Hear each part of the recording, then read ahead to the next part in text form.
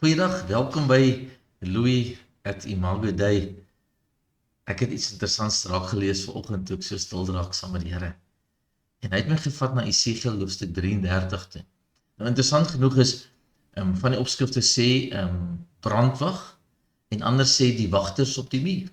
Maar baie interessant is, as ons dink aan brandwag, dan dink ons aan die klomp bobiane wat daar in die wildtuin of in die bosveld is, en ons sal altyd sien dat hulle het altyd paar jong bobiane wat voor en agter besig is om uit te kyk, en terwyl die trop besig is om te loop of te slaap of te eet, is daar altyd 'n wag, 'n brandwag, wat iewers deur in die berge sit of in 'n boom en uitkyk vir gevaar. En jy sal gewoonlik aan hulle geskree hoor, as hulle dan die teken gee, dat daar moeilikheid kom.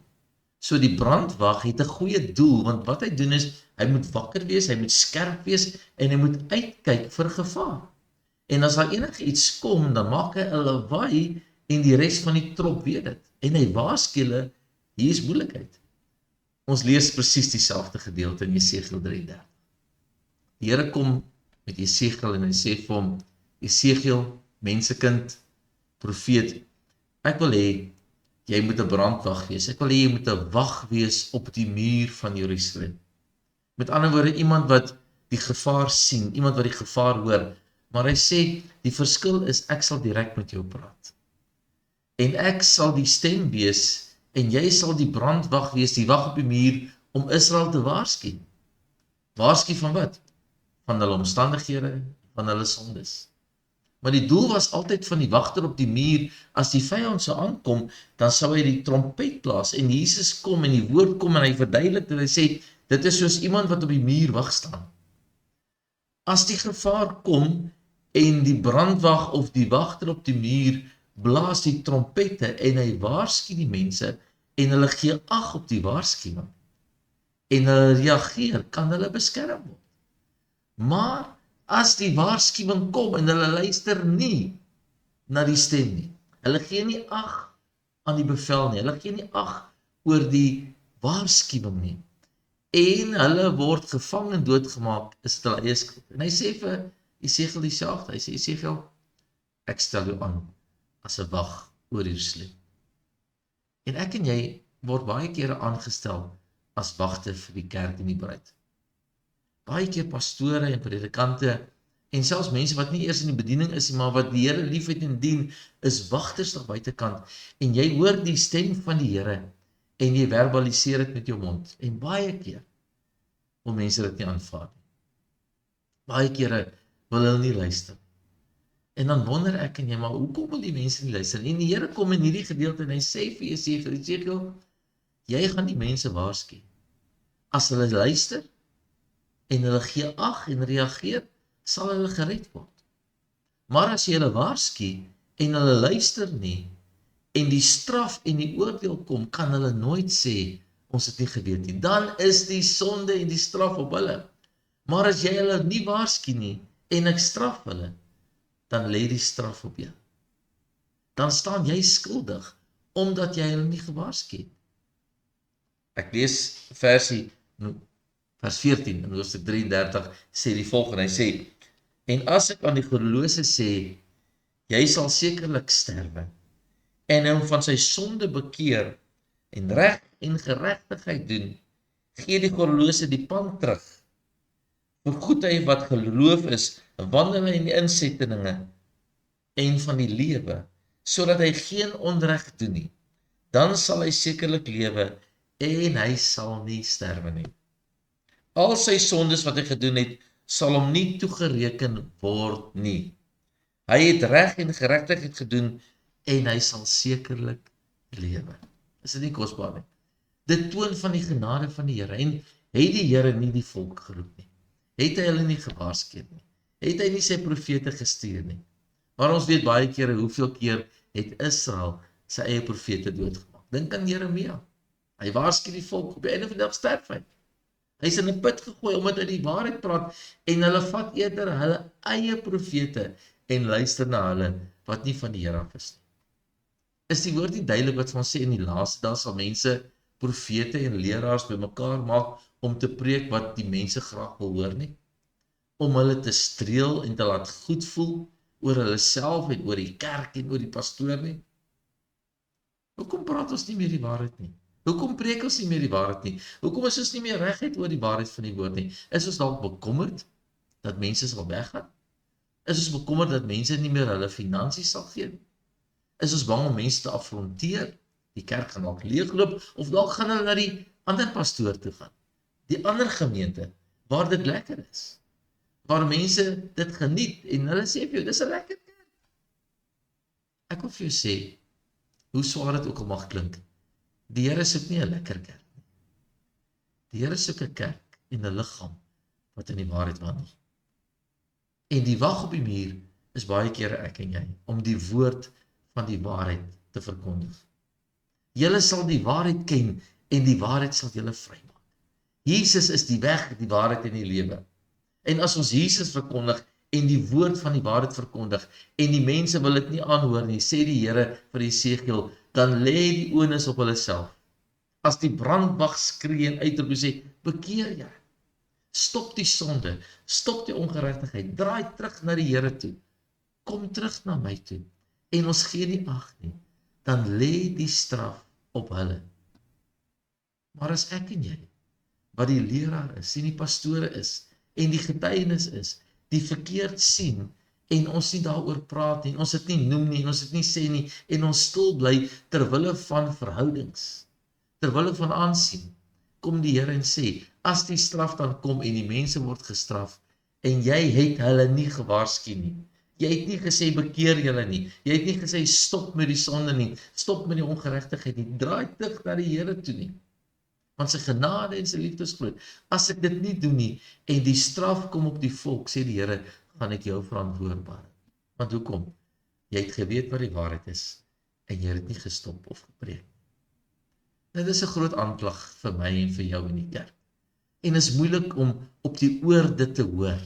Sê maar Here, sal U dit werklikbaar doen? Here, sal U my werklikbaar straf en pak slaapie en verantwoordbaar hou vir die sonde van die mense? En die verkeerd? Want die Bybel sê dit daaroor. Ek kan nie meer stil bly oor ongeregtigheid nie. Ek kan nie my mond toeplak en sê dis nie meer daar nie. Die waarheid sal nie meer die waarheid wees in die laaste dae nie. Die ongeregtigheid en die onwaarheid sal die waarheid word. En ons sien dit baie keer gebeur vandag. Dit word 'n normaal in ons samelewing, dat verkeerd reg is en reg is verkeerd. Kyk na baie dinge, dit gebeur in die kerk, dit gebeur in die politiek, dit gebeur daar buitekant, dat reg verkeerd is en verkeerd reg is.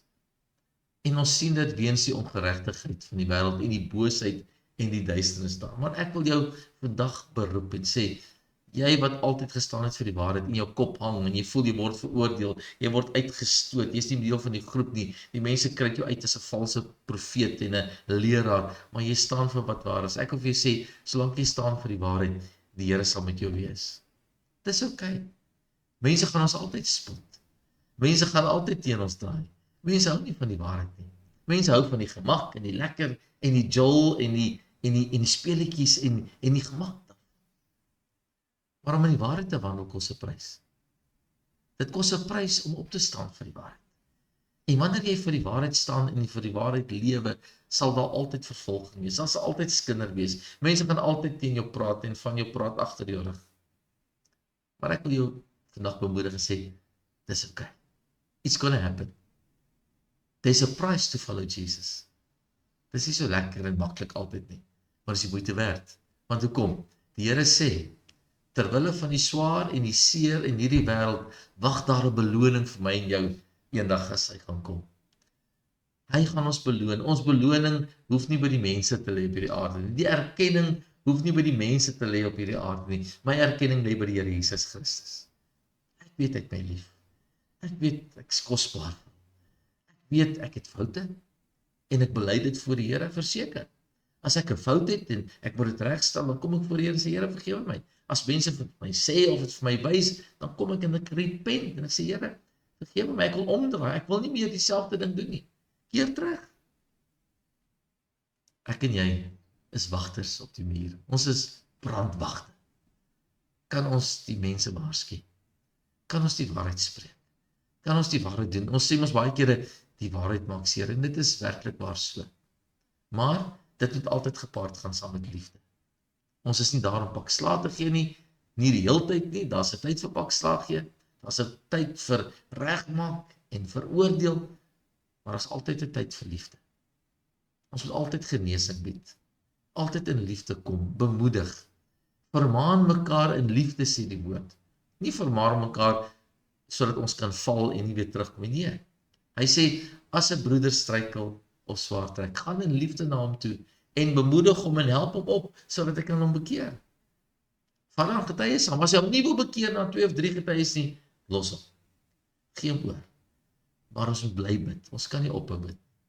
So, wat sê ek vandag vir jou? Ons het 'n verantwoordelikheid om die waarheid te spreek van die evangelie, om mense terug te bring na die waarheid toe, om hulle te red in die sin van, ek moet hulle wys wat is die pad en die weg. Redding kom in Christus, maar ek moet hulle die pad wys. En as ek hulle die pad wys, punt nommer 2, en ek kry pak slaam, word vervolg, dis oké.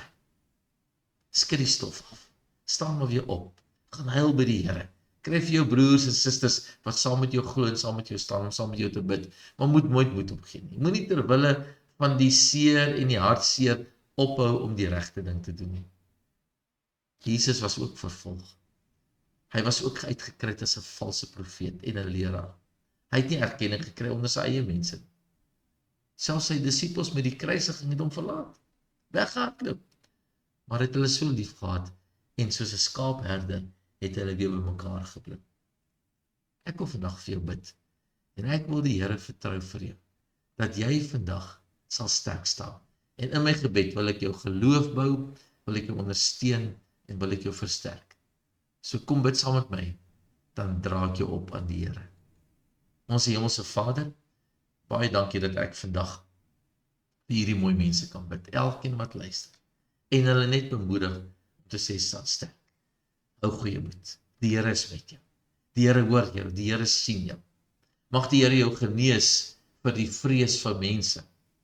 Mag jy boldness ontvang, mag jy krag ontvang om altyd te staan vir die waarheid. Wees jy die wagter op die muur, wees jy die brandwag, sodat jy kan doen wat reg is in die oë van die Here. Dat jy nie sal skaam wees nie, dat jy nie sal moeg word nie. Vir jou, wat dalk teruggeval het, wat dalk kom moet bekeer en terugkom na die Here toe, dalk op 'n plek is, Here, ek is op die regte plek. Ek bid vandag vir jou, dat jy werklik waar tot inkeer sal kom en sê, Here, wees my genadig en barmhartig.